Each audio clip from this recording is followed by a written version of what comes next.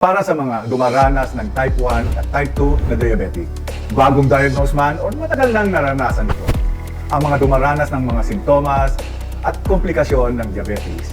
Hindi matatag na blood sugar, mangyari lang manatili at panoorin nyo ang natitirang bahaging ng video. Ngayon ang tanong ko, magbabahagi sa lahat ng paraan na nakatulong sa akin patatagin ang aking blood sugar at mamuhay ng malusog sa nakalipas na 6 na buwan. Iyon ay ang Satoshi Effervescent Tablet. Napakabilis na pagiging epektibo dala nitong Satoshi. Mga 10 araw, nakita kong pagbuti ng gusto ng aking kalagayan. Hindi na ako pagod. Natuluyan ang nabawasan ang aking pag-ihi sa gabi at yung pagmamanhid sa paa.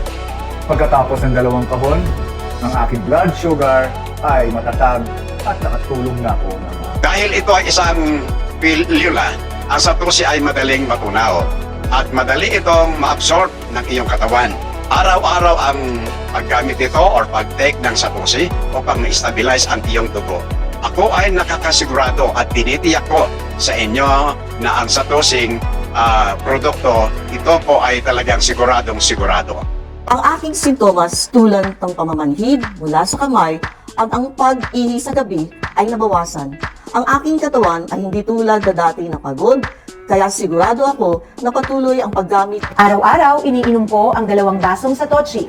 May lasang orange juice ito. Napakadaling inumin. Pagkatapos, pag naubos ko ito, ng 3 kahon, bumaba ang aking blood sugar sa ligtas na antas na 122.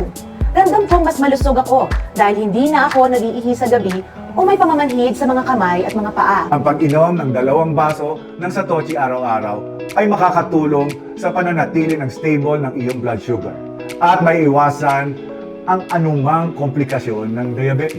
Isang napakahusay na paraan upang patatagin ang blood sugar sa buhay mo. Okay, sa lahat, sa mga gustong umorder ng ganito na genuine na Satoshi, huwag kalimutan, iwanan ang inyong phone number, comment lang dito sa comment section.